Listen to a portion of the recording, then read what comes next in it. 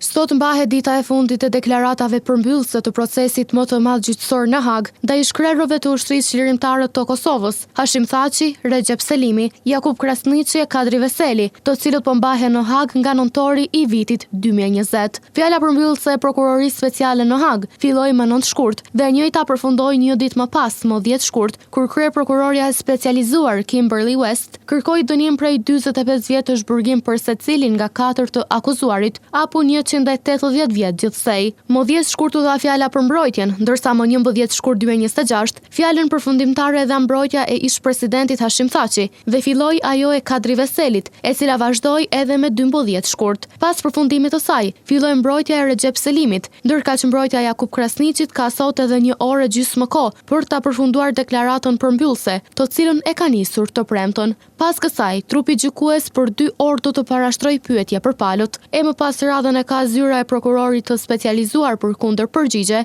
ndërkaq 4 ish krerët e UÇK-s do t'i drejtohen trupit gjykues të mërkurën me deklaratat përmbyllëse, ku secili do ta ketë kohën e kufizuar për 20 minutash. Ndërkaq kujtojmë se kërkesa e prokurorisë për 45 vite burgim ngjalli reagime të shumta nga krerët institucional në vende më gjerë, nga qytetarët dhe nga mbrojtja, nga të cilët u kërkuat që ish krerët të shpallën të pafajshëm deri në vërtetim të së kundërtës.